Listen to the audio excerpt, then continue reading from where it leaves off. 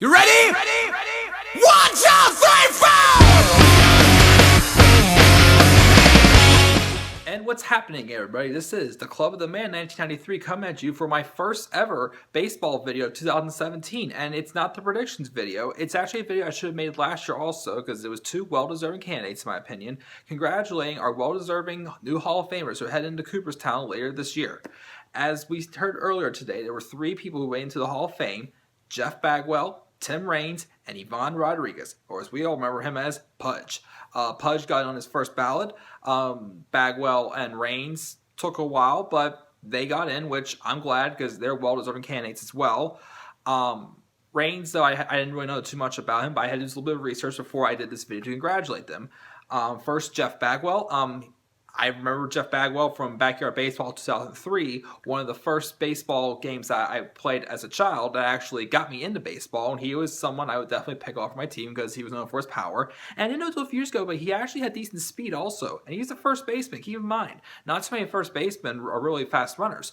He's only the second player, besides Barry Bonds, in Major League history to have a 40-homer, 30 stolen base season. Well, actually, I'd say three because Alfonso Soriano also had one. Also, he had a 40-40-40 season. So, three. If I made a mistake, I'm sorry. I didn't mean to neglect you, Alfonso.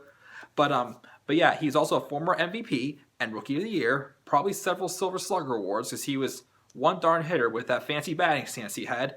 And he played all of his whole career. He played with the Astros. He was originally drafted by the Red Sox, his hometown team, I believe.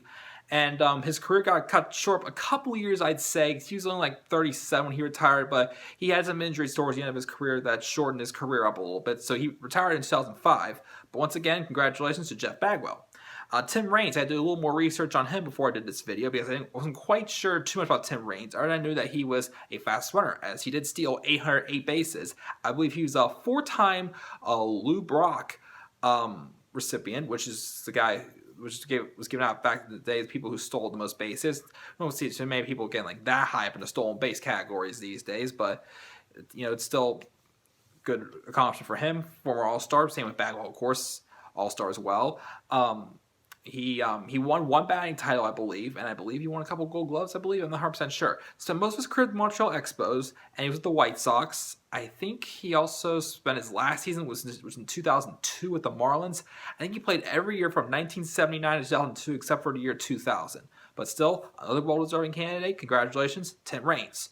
And of course, last but not least, Pudge Rodriguez, a.k.a. Pudge, on his first ballot. Well-deserving candidate, in my opinion.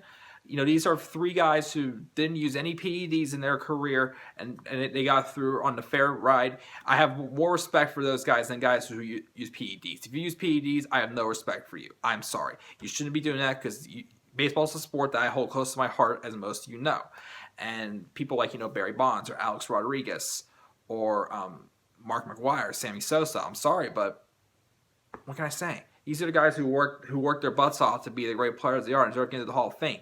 Pudge Rodriguez was another great example. 2 years in a row, we had one of the better catchers, in my opinion. Well, Mike Piazza thing was he was more known for his bat. He wasn't really that great of a fielder, but he was one of the best hitting catchers. Pudge Rodriguez, same way. He was a former MVP, I believe, won a lot of Gold Gloves in his career. He was a part of the 2003 World Series champion Florida Marlins, and I think he also got the National League Championship MVP that year.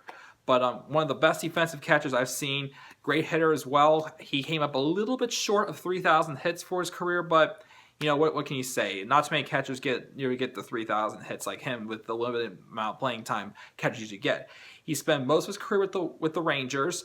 He had 1 year with the Marlins, and then he was with spent some time with the Tigers, Yankees. I believe he went to Houston and the Nationals to end his career. I thought he went back briefly to the Rangers. I can't remember, though. But once again, another deserving Hall of Famer, nearly a 300 career average for him, over 300 home runs, 1,000-some RBIs. Great numbers for a catcher, and great fielder as well. Definitely probably a little better than Mike Piazza in my range as far as I can say. I don't know if it's good of a hitter, but he was a lot more of a better defender than Mike Piazza. So that's it. That's me just expressing my my thanks and congratulations to Tim Raines, Jeff Bagwell, and Pudge Rodriguez on winning the Hall of Fame ballot. You guys are three definitely well-deserving candidates.